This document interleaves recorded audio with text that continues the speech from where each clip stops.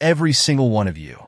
We'd love to know, what part of the world are you watching from right now? Let us know in the comments. Now let's dive into today's story. Chapter 1. Shattered Trust. Tom Sullivan gripped the steering wheel of his truck, knuckles white as he pulled into the Red Door Bar and Grill's parking lot. The text from Rebecca glowed on his phone. Working late tonight. Pick me up at midnight. He decided to surprise her with dinner plans, arriving 2 hours early. The construction dust still clung to his boots as he stepped out of the vehicle. 12 hours overseeing the children's hospital renovation had left him exhausted, but he'd pushed through, determined to make time for his wife. The ring on his finger caught the streetlight's glow, a simple band that represented what he thought was an unbreakable bond. The bar's neon sign buzzed overhead as Tom approached the entrance. The bouncer, Frank Tank Wilson, gave him a quick nod before mysteriously disappearing around the corner. Something about Tank's behavior felt off, but Tom dismissed the thought. The usual Thursday night crowd filled the main area. Tom scanned the bar, expecting to see Rebecca serving drinks. She wasn't there. Maria Gonzalez, the head bartender, avoided his gaze when he approached. "Hey Maria, where's Rebecca?" Maria wiped the same spot on the bar 3 times before answering. She stepped out back for a break. Tom's combat-trained instincts sparked to life. Maria's hesitation, Tank's disappearance, pieces of a puzzle he hadn't known he was solving. He headed toward the back exit, passing Sam Richardson at a corner table. Rebecca's childhood friend grabbed his arm. "Tom, wait." He shrugged off her grip, pushing through the heavy metal door into the alley. The scene before him stopped him cold. Rebecca, his wife of 5 years, had her arms wrapped around Jamie Cooper's neck. The bar owner's hands roamed places only a husband should touch. Their kiss wasn't just passion, it was familiarity. This wasn't their first time.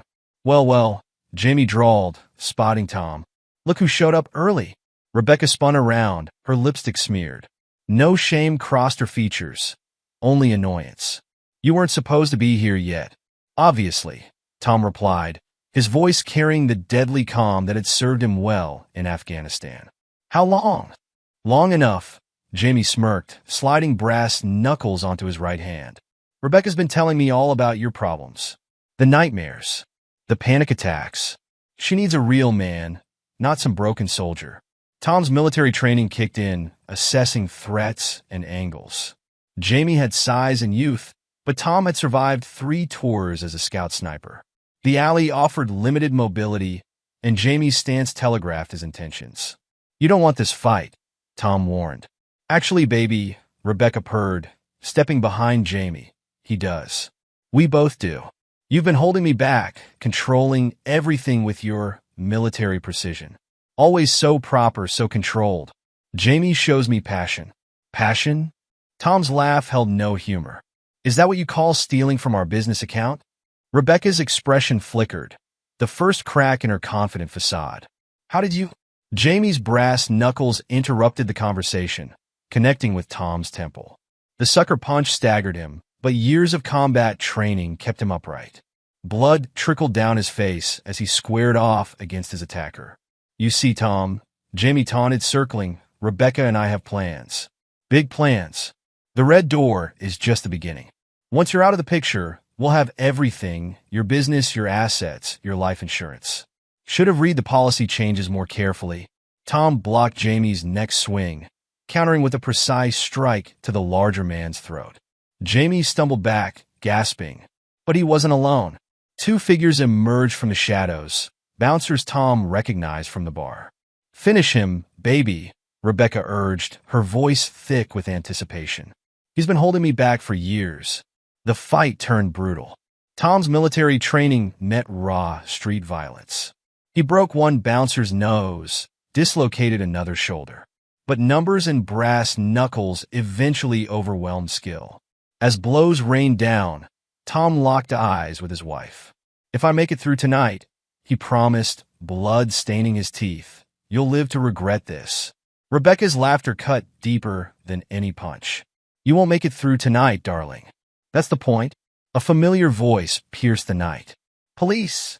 Step back." Officer Denise Martinez stood at the alley's entrance, weapon drawn. Tom recognized her from his self-defense classes at the community center. The attackers scattered, leaving Tom broken but alive on the concrete. "Jesus, Tom," Denise muttered, radioing for backup while checking his pulse. "What happened?" Through swollen lips, Tom managed 2 words. "Get Mike." As consciousness faded, he heard Rebecca's voice arguing with Jamie around the corner. This wasn't supposed to happen. The camera was disabled. Tank promised. Tom's last thought before darkness claimed him wasn't of pain or fear. It was a cold, calculating promise to himself. They thought they'd killed the soldier in him. They'd just awakened him instead. Chapter 2: Recovery and Revelation. The steady beep of hospital monitors marked time in Tom's room at UPMC Presbyterian. 3 weeks had passed since the attack, each day bringing new revelations about the depth of Rebecca's betrayal. The physical pain of multiple facial fractures and broken ribs paled against the psychological wounds. Mike Patterson sat in the visitor's chair, his detective's notebook open.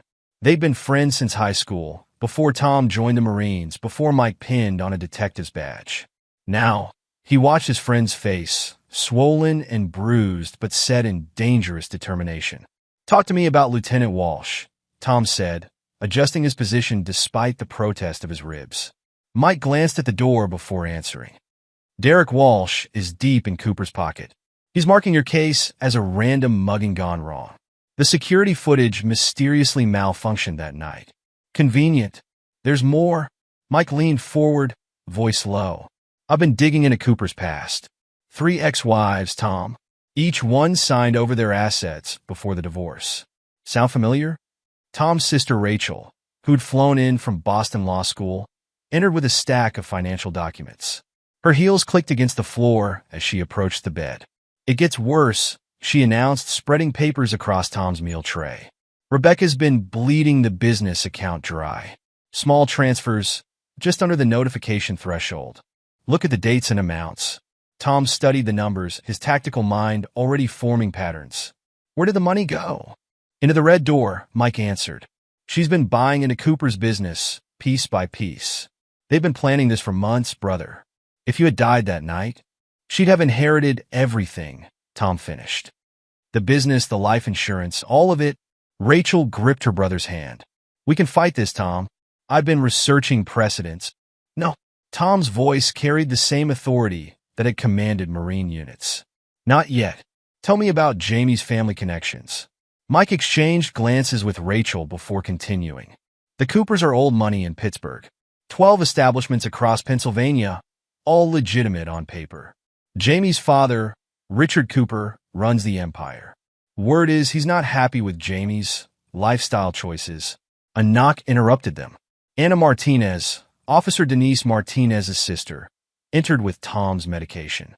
Unlike other nurses who treated him with clinical detachment or pity, Anna's eyes held understanding.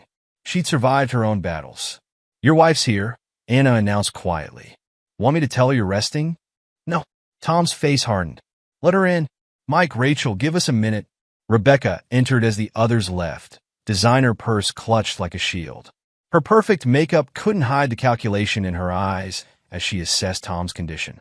"You look terrible," she offered. Brass knuckles tend to do that. She perched on the edge of the visitor's chair, maintaining distance. "The police say it was a random attack. Such a dangerous neighborhood. That alley." "Cut the act, Rebecca." Tom's voice could have frozen flame. "We both know what happened. What I want to know is why." "Why?" She laughed, the sound brittle. "Because you came back from war broken. Because you buried yourself in work and control. Because Jamie makes me feel alive. And the money? Our business account?" Rebecca's smile turned cruel. "Insurance. Women need security, Tom. Jamie understands that. He has plans, vision. All you have is your rigid military discipline and your pathetic little construction company." "Had," Tom corrected. "Past tense. You've made sure of that." "I'm filing for divorce," she announced, standing. "My lawyer says I'm entitled to half of everything. Consider it payment for dealing with your PTSD episodes all these years." Tom watched her straighten her expensive blouse, bought with his money, he now realized. "You should have killed me in that alley, Rebecca. It would have been cleaner." "There's still time." She reached the door, pausing. Jamie has friends everywhere, Tom. Accidents happen. Take the divorce settlement and disappear. It's your best option. After she left, Anna returned to check his vitals.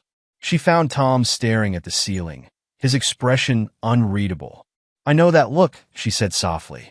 I saw it in the mirror after I left my ex-husband. You're planning something. Your sister, Tom replied. She saved my life that night. Why was she there? Denise patrols that area regularly since he started teaching self-defense classes at the center. Anna adjusted his four. The community looks out for its protectors, Tom. Remember that. Mike and Rachel returned, finding Tom sitting straighter despite his injuries. She threatened me. He informed them, using Jamie's connections as leverage. Rachel began pacing. We can use that in court. No courts. Tom's decision was final. They have a system rigged. We do this my way. Your way. Mike raised an eyebrow. The Marine way? The smart way? Tom's military training showed in his precise words. Rebecca and Jamie think they're playing chess, but they've never seen real strategy, real warfare. They expect me to break. Instead, I'm going to take everything, legally, methodically, completely. You'll need help, Rachel pointed out. I'll need information first. Tom turned to Mike. Everything you can find on the Cooper family. Their businesses, their weaknesses, their secrets. Especially Richard Cooper. What about Rebecca? Anna asked from the doorway. Tom's expression would have terrified his enemies in Afghanistan. Rebecca wants to play games with a scout sniper? Fine. She just started a war. She doesn't know how to fight. The room fell silent as they absorbed his words. Outside, Pittsburgh's nightlife continued, unaware that a highly trained Marine was planning a campaign more precise than any military operation. Rebecca and Jamie had tried to destroy Tom Sullivan, the husband. They were about to meet Tom Sullivan, the warrior. Chapter 3. The First Move. Catherine Kate Walsh's office embodied its owner's personality, elegant, expensive, and armed for bear. Law degrees and courtroom victories covered the walls like battle trophies. Tom sat across from her desk, still bearing the marks of his hospital stay, but radiating contained power. Your wife tried to have you killed, Kate stated, reviewing the case files. We can't prove it in criminal court, but there are other battlefields. I'm familiar with alternative warfare, Tom replied. That's why I'm here. Kate's lips curved. As Lieutenant Walsh's estranged sister, she knew exactly how corruption worked in Pittsburgh. Your wife's divorce filing is aggressive. She wants half of everything, claiming your PTSD made you an absent husband. She helped me start the construction company, Tom acknowledged. Used that to justify accessing the accounts. Smart play on her part. Kate pulled out another document. But not smart enough. I had my investigator look into Jamie Cooper's pattern. 3 ex-wives, all following the same script. Seduce, isolate, drain assets, discard. Tom leaned forward despite his healing ribs. Tell me about the exes. First was Sarah Mitchell, 2015. Owned a successful catering business. Jamie convinced her to invest in his first solo venture. She lost everything in the divorce. Second was Diana Chun, 2018. Real estate agent. Same pattern. Third was Michelle Rodriguez, 2020. Personal trainer. Notice any similarities? Successful women with liquid assets, Tom analyzed. Professional skills that could benefit his business. Like Rebecca's accounting background. Exactly. Kate's smile turned predatory. But here's where it gets interesting. All 3 signed remarkably similar divorce agreements. Almost like they were coerced, Tom finished. Jamie's police connections. My dear brother's fingerprints are all over the Rodriguez case. Kate's voice held old anger. Derek thinks his badge makes him untouchable. Family dinner conversations are tense. Tom absorbed this information, adding it to his mental strategy map. What about Jamie's father? Richard Cooper? Kate pulled up another file. Old school businessman. Built Cooper Hospitality Group from one bar into a regional empire. Catholic traditional, big on family legacy. And terminally ill, according to my sources. Terminal? This was new information. Timeline? Doctors give him 2 years maximum. Jamie stands to inherit everything. Kate studied Tom's expression. unless something changes the old man's mind about his son's character. Tom's phone buzzed, a text from David Rodriguez, his Marine Corps intelligence contact. "Excuse me," he said, reading the message. "My source found something interesting about the Red Door's head bouncer. Tank Wilson?" Kate made a note. "The one who disabled the security camera? Apparently, Tank has a gambling problem. Owes money to some dangerous people." Tom's expression shifted subtly. People who might be willing to sell his debt to the right buyer. Kate set down her pen. "You're not thinking of simple divorce strategy, are you? This is about dismantling Jamie's entire operation. Jamie and Rebecca try to kill me and take everything I built." Tom's voice carried the cold precision of a sniper selecting a target. "I'm going to return the favor. Legally. Completely. Using their own methods against them. It won't be cheap," Kate warned. "Or quick. I have resources they don't know about. And time." Tom stood, controlling his wince at the movement. "Rebecca thinks she married a simple construction worker with PTSD. She forgot what I did in the Marines. And what was that exactly? I specialized in removing threats. Precisely. Permanently. Legally." Tom reached for the door. Rebecca and Jamie wanted to play predator. They never considered they might be hunting something higher up the food chain. Kate's laugh followed him out. "This is going to be entertaining." "Oh, and Tom? The bartender you mentioned, Maria Gonzalez? Have her call my office. Sexual harassment claims are a specialty of mine." Tom nodded, already planning his next move. In the elevator, he called David Rodriguez. "Buy Tank Wilson's dead," he instructed. "All of it. And David? Make sure he knows who owns it now." The pieces were falling into place. Rebecca thought she'd wounded him. Jamie thought he'd broken him. They were about to learn the difference between a husband's anger and a warrior's vengeance. Tom Sullivan hadn't survived 3 tours by being predictable. The war had begun, and this time, Tom had chosen the battlefield. Chapter 4. Building the Board. Philadelphia's business records showed Thomas Sullivan had relocated his construction business out of state. Rebecca and Jamie celebrated at the Red Door, champagne flowing as they toasted their victory. Neither noticed the quiet man in a maintenance uniform who watched from 3 tables away, memorizing their habits and patterns. Tom's small apartment, 3 blocks from the Red Door, bore little resemblance to the home he'd once shared with Rebecca. A wall of surveillance photos and documents covered one room, each connection marked. He'd learned in Afghanistan that intelligence gathering preceded any successful operation. His burner phone buzzed, Mike Patterson calling from his secure line. Richard Cooper's medical records came through, Mike reported. Stage 4 pancreatic cancer. Doctors give him 18 months tops. After that, Jamie inherits the whole Cooper empire. Unless we change the old man's mind about his son.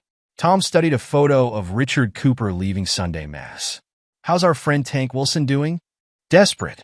Bookies are threatening his family. He'll crack soon." Tom checked another phone, this one dedicated to his Marine Corps network. David Rodriguez had assembled a team of former squadron mates, now working in private security and corporate investigation. They monitored the Red Door 24/7, documenting each violation and indiscretion. The door clicked open. Anna Martinez entered, still in her nurse's scrubs from her hospital shift. Their relationship had evolved from caregiver to confidant, her own experience with betrayal giving her unique insight into Tom's campaign. Maria Gonzalez called. She announced, setting down her bag. "She's ready to talk about Jamie's harassment." Tom nodded. Maria's testimony would be crucial. "Get her in touch with Kate Walsh. We need everything documented properly."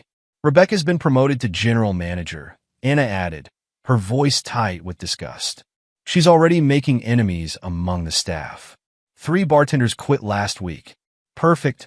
Tom pulled up surveillance photos showing Jamie entering the Red Door's office after hours.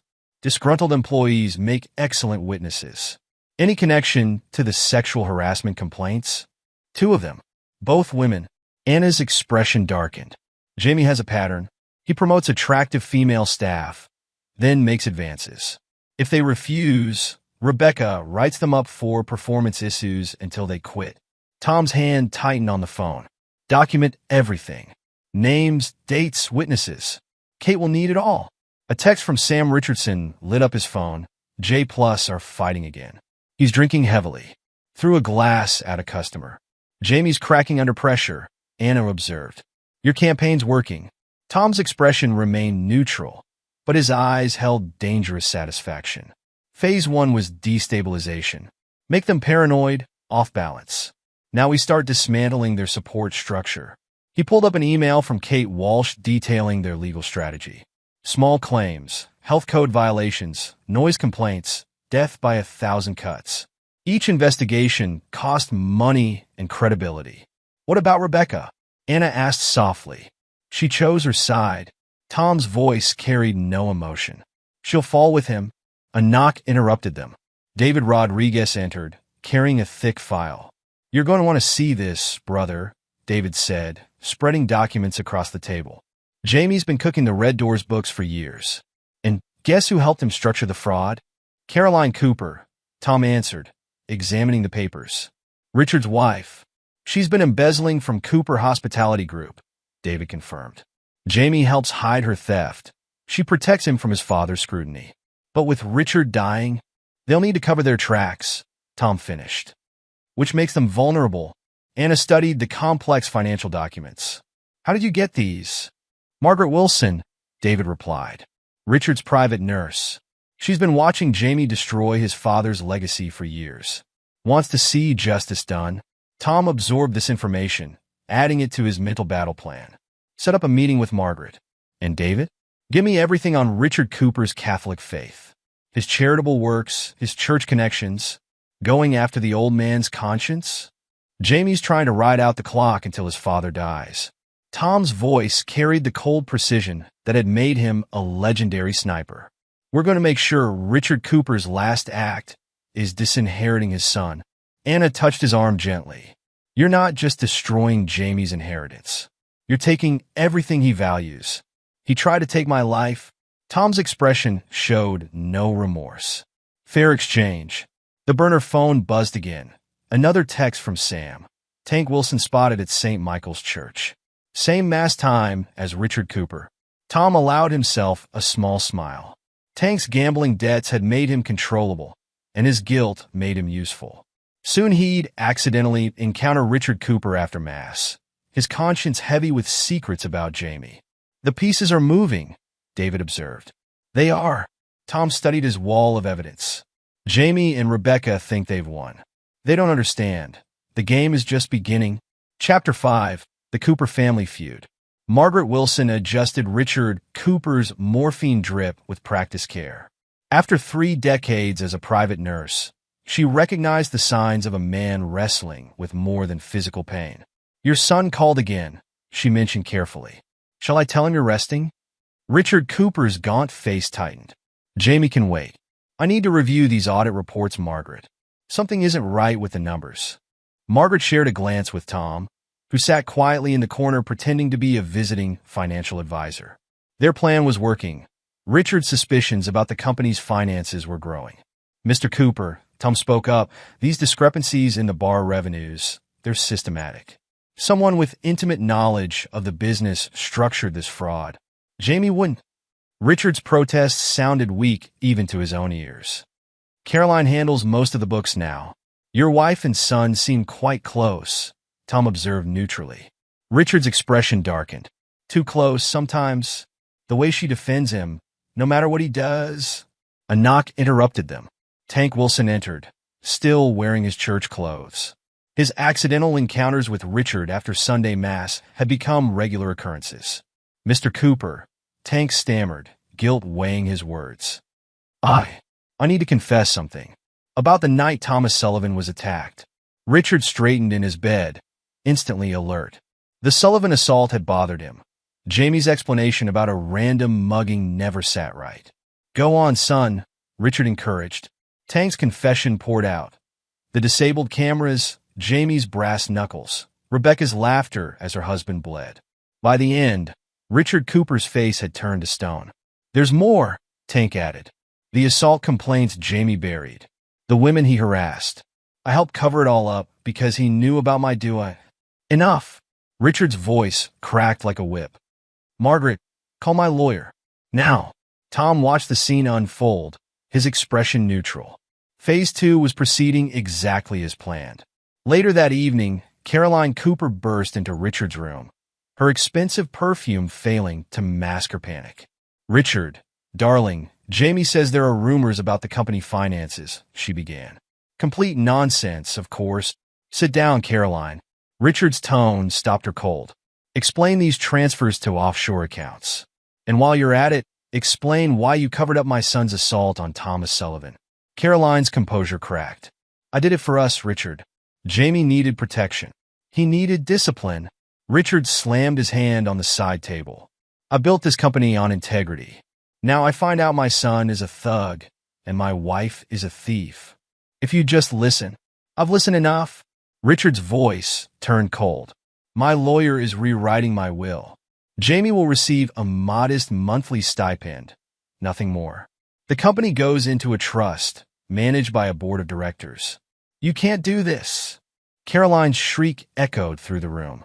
"Jamie is your only heir." "Not anymore." Richard's expression showed no mercy. "I'm also establishing a foundation for abuse survivors. Margaret will manage it." Tom slipped out during Caroline's subsequent meltdown, his phone already buzzing with messages. Jamie would learn about his disinheritance soon. The real chaos was about to begin. In his apartment that night, Tom reviewed surveillance photos of Jamie's increasingly erratic behavior. The bar owner's drinking had escalated, his temper becoming more volatile. Tank's confession broke Richard, Anna observed, studying the reports. The old man really didn't know about Jamie's violence? "He suspected," Tom replied. "But suspicion isn't proof."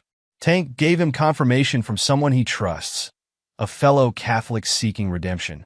"And the evidence of Caroline's embezzlement?" "Margaret's been collecting proof for years." Tom's satisfaction showed in his voice. "She watched them corrupt Richard's legacy. Now she's helping us save it." A text from Sam lit up his phone. Jay just trashed his office, screaming about betrayal, or trying to calm him down. "They're unraveling," Anna noted. "Phase 3 begins tomorrow," Tom stated. "The board of directors meets to review the new trust structure. Jamie will try to contest the will. Can he win?"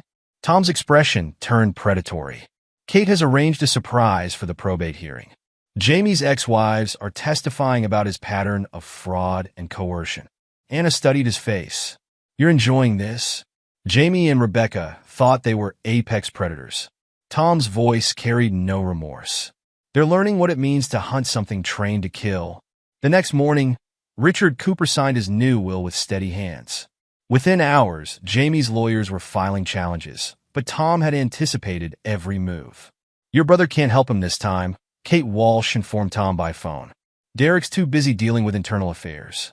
Anonymous tips about his corruption have them very interested." Tom hung up as David Rodriguez arrived with fresh intelligence. "Jamie's drinking at the Red Door," David reported. "Rebecca's trying to damage control, but the staff is talking. They know the empire's crumbling." "Good." Tom studied his wall of evidence. Time to accelerate their fall. Chapter 6, The Unraveling. The Red Door's books lay open on the boardroom table, each page telling a story of fraud and mismanagement. Jamie Cooper sat with his head in his hands while Rebecca paced behind him, her designer heels clicking against the floor. "This audit is a witch hunt," Jamie's lawyer protested. "My client inherited these accounting practices." "From his father?"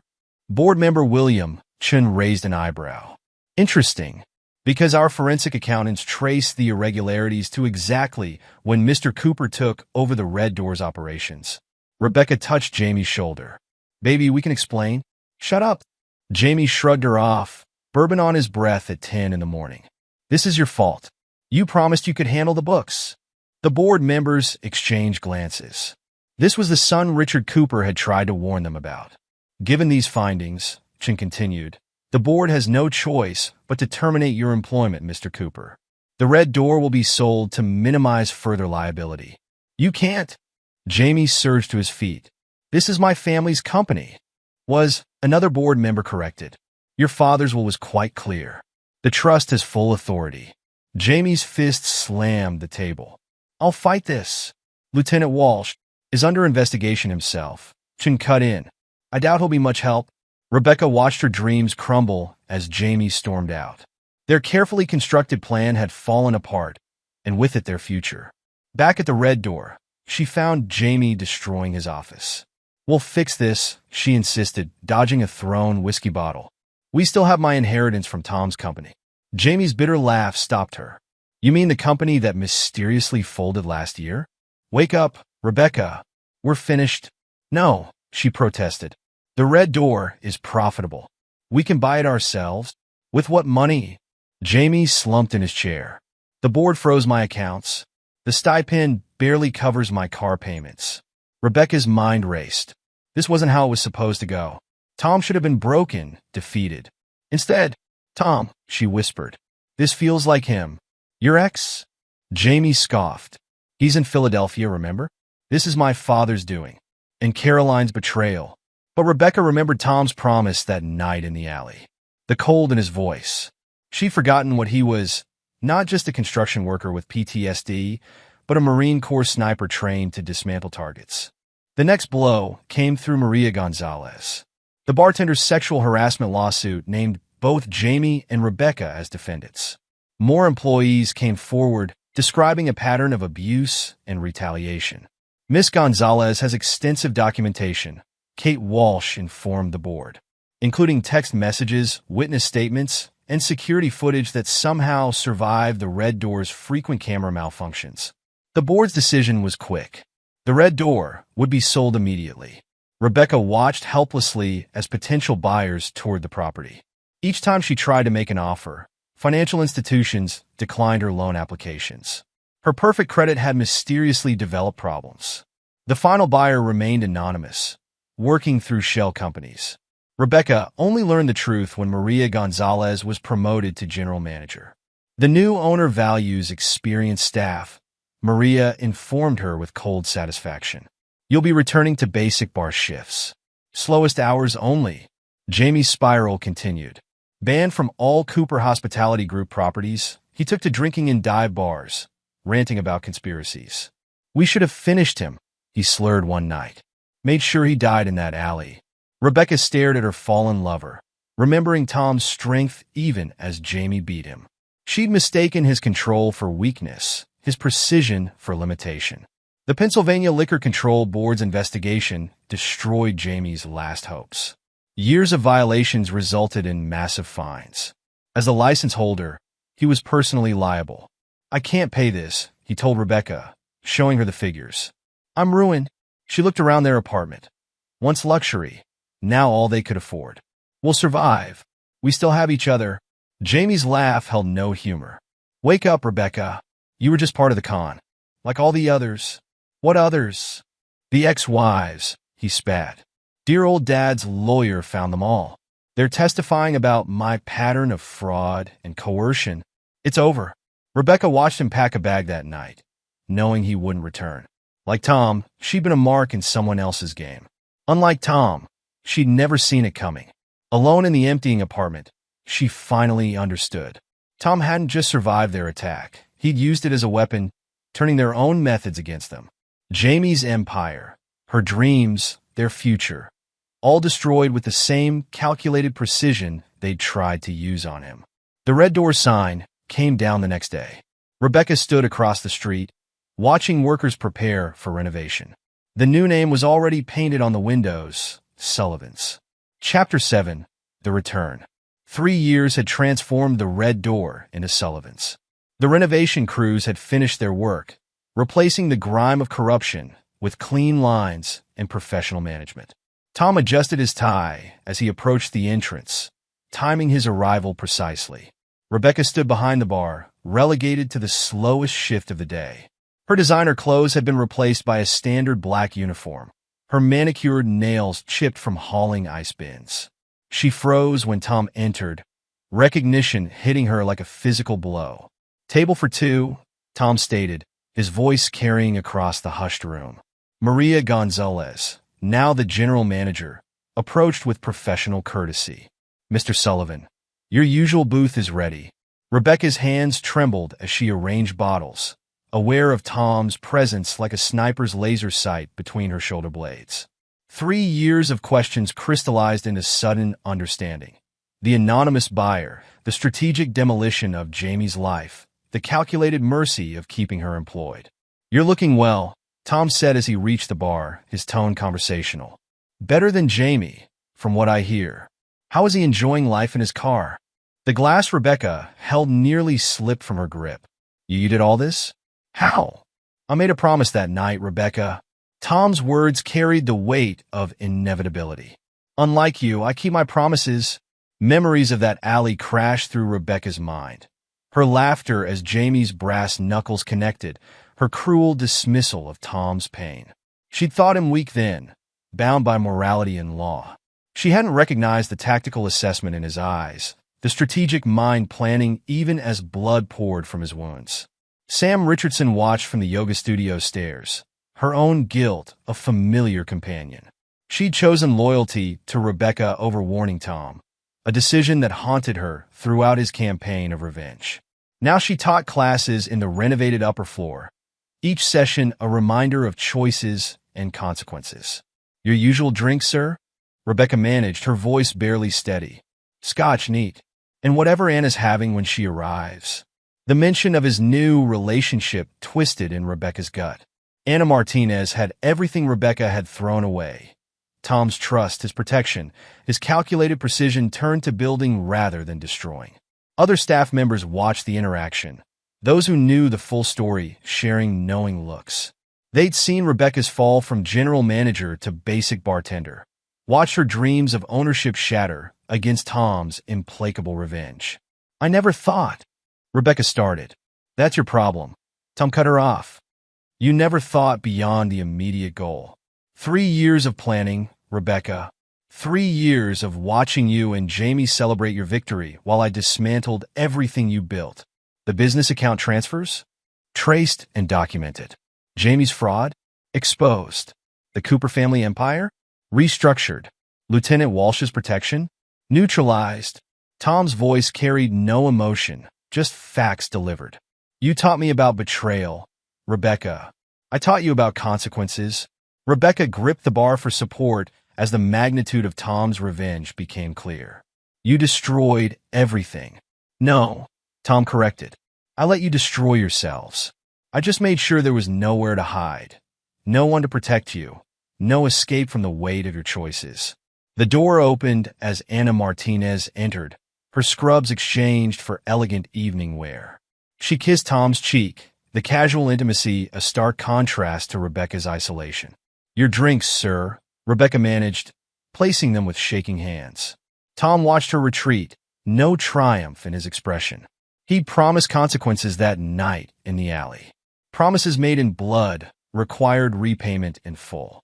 Chapter 8, Justice Served. Mike Patterson savored the weight of handcuffs in his pocket as he approached Jamie Cooper's last refuge, a cheap motel on Pittsburgh's outskirts. 3 years of watching his best friend execute the perfect revenge had taught him patience. "Police! Open up!" Jamie's disheveled face appeared as the door cracked open. The former bar owner had traded tailored suits for worn jeans, his confident swagger replaced by desperate paranoia. "What now?" Jamie demanded. "Haven't you people taken enough?" Mike held up a warrant. "James Cooper, you're under arrest for investment fraud, tax evasion, and conspiracy to commit attempted murder." "Attempted?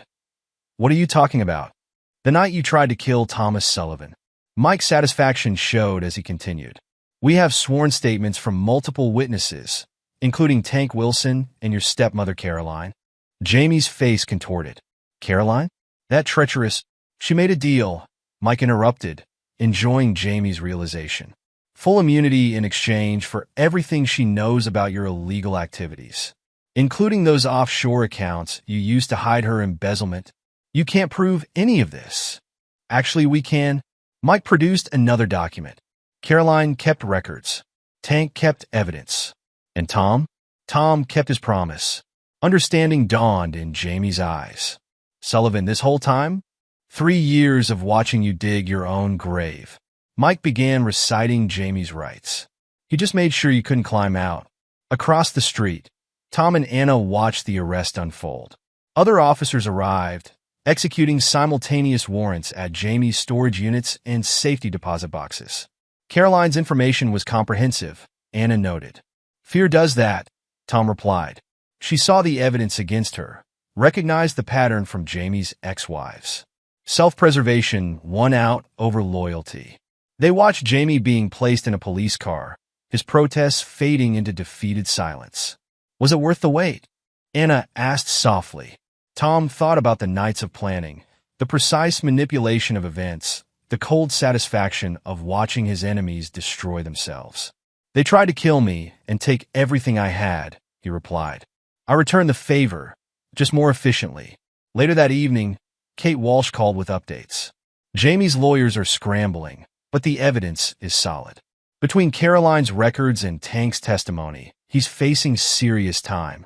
The attempted murder charge? Probably won't stick, Kate admitted. But the financial crimes will. The feds are particularly interested in those offshore accounts.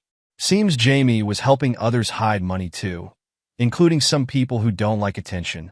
Tom absorbed this information with clinical detachment. Lieutenant Walsh?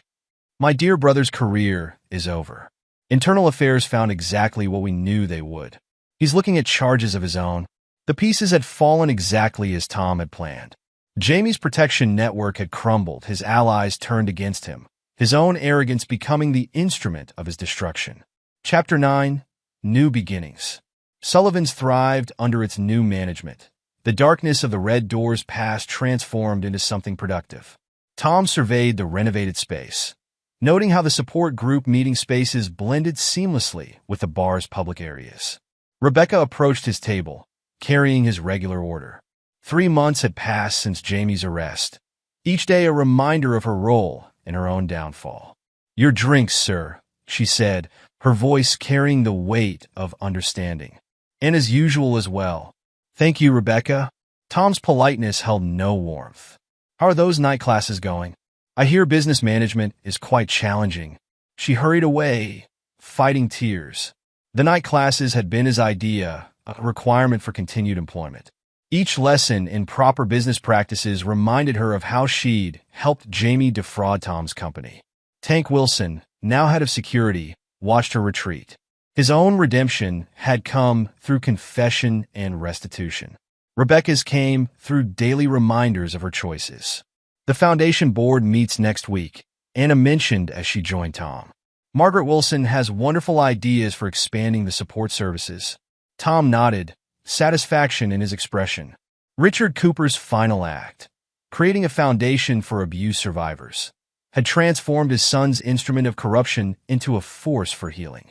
The Cooper Hospitality Group approved the renovation contracts, he added. All 12 locations will be updated, starting with the original bar from 1955. Paying for it with Jamie's hidden accounts? Poetic justice, Tom agreed. His attempt to destroy me funded the restoration of his father's legacy. They watched Rebecca serving other customers, her movements mechanical. She'd lost everything. Her lover, her dreams of ownership, her reputation. Most importantly, she'd lost the good man she'd betrayed, forced to witness daily his transformation of her weapon into his triumph. The regulars often questioned why Tom kept his ex-wife employed.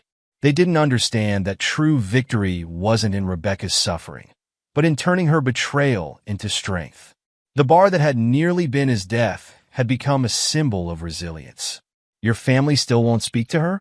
Anna asked. Rachel made that clear at our wedding. Tom recalled his sister's fierce protection throughout his recovery. They understand the price of betrayal. The wedding had been small, but significant. Mike stood as best man. Denise Martinez gave away the bride, and Rachel ensured the legal documentation was flawless. Rebecca had watched from behind the bar, serving drinks to celebrate a happiness she'd discarded. Sam's yoga classes are full, Anna mentioned, changing subjects. The studio space was a good investment. Tom agreed. Sam Richardson had transformed her guilt into action, using her skills to help abuse survivors rebuild their strength. Her loyalty to Rebecca had cost her once. Now it served a better purpose.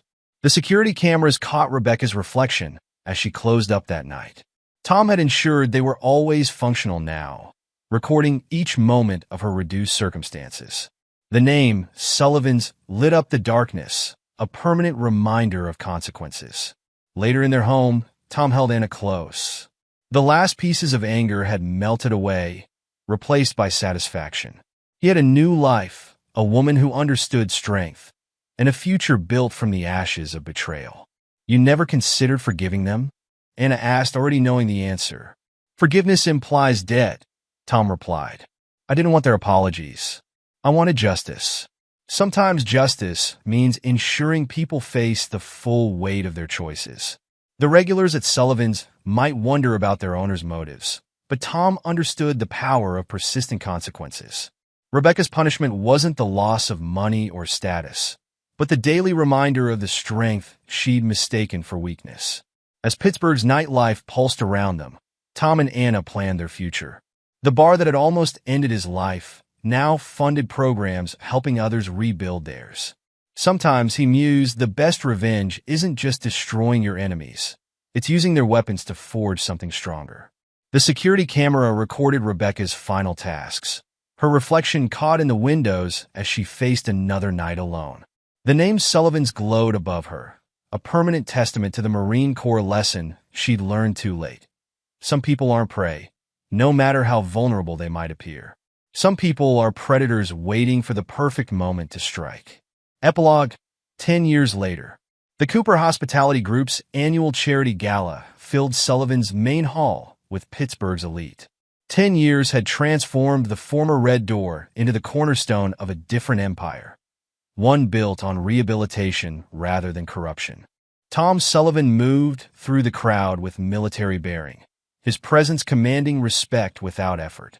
At 42, his hair showed traces of gray, but his physique remained Marine sharp. The scar above his temple, legacy of Jamie Cooper's brass knuckles, had faded to a thin line. The expansion numbers exceeded projections, William Chun, now CEO of Cooper Hospitality Group, reported. The Sullivan Foundation support programs operate in all 12 locations now. Tom nodded, satisfaction in his bearing. The foundation, created from Richard Cooper's final act of redemption, had grown beyond its original scope. What started as support groups for abuse survivors now included job training, addiction recovery, and veteran services. Maria's management training program produced another successful class, Chin continued. 3 graduates already managing their own locations. Maria Gonzalez, who'd risen from bartender to director of operations, approached with the latest financial reports. Her transformation of the Red Door's toxic culture into a model of professional management had become a case study in business schools. "The Pittsburgh Business Times wants to interview you," she informed Tom. "They're doing a feature on ethical business transformations." "Have them talk to Anna," Tom replied. "She runs the foundation now." Anna Martinez Sullivan had expanded the survivor support programs across Pennsylvania. Her own experience with abuse, combined with Tom's strategic thinking, created a network that caught people before they fell too far. The sound of breaking glass interrupted their discussion. Rebecca, still tending bar after a decade, had dropped a tray. Her hands shook as she cleaned up, avoiding Tom's gaze. Time had marked Rebecca differently than the others. Her beauty had hardened into something brittle, her movements carrying the weight of endless consequences. 10 years of watching her ex-husband transform her instrument of betrayal into a force for good had taught her lessons no prison could match. She asked about management training again, Maria reported quietly. "Same answer as always," Tom responded. "She can attend the classes, but she'll never manage a Sullivan's location. Some betrayals don't earn second chances." The lesson wasn't lost on the staff. Tom's ruthless streak, once demonstrated in his 3-year revenge campaign, now showed in his absolute standards. Redemption was possible, but trust once broken stayed broken. Across the room, Sam Richardson's yoga studio had expanded to occupy the entire second floor. Her classes, specially designed for trauma survivors, had a 6-month waiting list. The guilt of staying silent about Rebecca's betrayal had transformed into a mission to help others find their voice. "The Veterans Program needs more space," Sam mentioned as she joined them. Mike's police contacts keep sending new referrals. Michael Patterson had risen to police commissioner, his reputation for absolute integrity built on the ruins of Lieutenant Walsh's corruption. The former lieutenant had died in prison 2 years into his sentence. His protection network scattered by the investigation Tom's revenge triggered. Rachel's firm can help with the expansion permits, Tom suggested. Rachel Sullivan's law practice specialized in protecting abuse survivors and veterans. Her experience helping Tom dismantle Jamie Cooper's empire had shaped her career. She'd recently won a landmark case against a business using Jamie's old tactics of seduction and fraud. "How's Jamie doing?" Chin asked, dark humor in his voice. Tom's expression remained neutral. Still in medium security. The fraud charges stuck, even if the attempted murder didn't.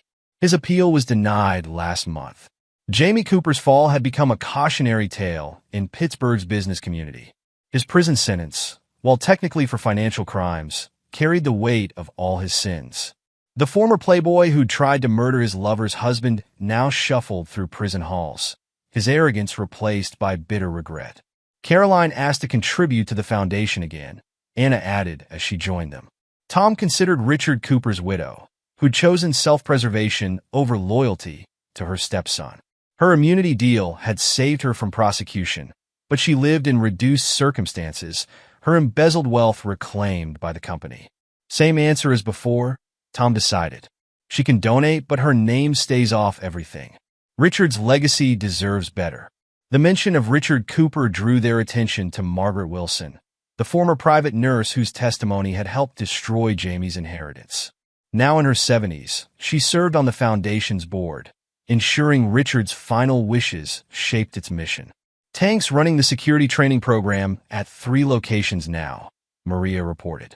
Frank Tank Wilson had transformed his redemption into a career helping others escape bad choices. His confession in Richard Cooper's hospital room had started Jamie's downfall. Now he trained security staff to protect the vulnerable rather than enable abuse. The gala continued around them, Pittsburgh's elite mixing with program graduates and success stories. Tom watched it all with the same tactical assessment that had guided his revenge, measuring angles, evaluating outcomes, ensuring mission success. The new manager at the original Cooper location is doing well, Chen mentioned. Interesting choice, hiring Jamie's first ex-wife. Sarah Mitchell, Jamie's earliest victim, had rebuilt her catering business through the foundation's programs. Now, she managed the very bar where Jamie had started his pattern of seduction and fraud. Her success represented everything Jamie had tried to destroy. The documentary crew finished filming yesterday, Anna added. They're calling it Sullivan's Law, breaking the cycle of abuse in the service industry. Tom nodded, remembering the interview they'd wanted. He'd given them 10 minutes of cold facts, his military service, the attack, his calculated revenge. The producer called his lack of emotion chilling. Tom called it precision. The night wound down, staff efficient in their closing routine. Rebecca moved through her tasks, the weight of a decade's consequences visible in her posture. She'd asked once, 5 years in, why Tom kept her employed. "Because watching you serve drinks in my bar hurts more than prison would," he'd replied. "Because seeing your dreams die slowly teaches more than a quick execution. Because you thought 3 years of helping me through PTSD made me weak. Now you have 10 years of seeing exactly what I am." Now she lived in a small apartment 3 blocks away, her attempts to find other work mysteriously failing. The service industry network Anna had built served multiple purposes, helping survivors and ensuring betrayers face persistent consequences. Tom's construction company, reorganized under new management, had grown into a major contractor. Their specialty became renovating distressed properties into community service centers. Each project carried the precision Tom had learned as a scout sniper: assess, plan, execute with zero margin for error. The Sullivan Foundation's latest initiative focused on prevention, teaching people to recognize predatory patterns in business and relationships.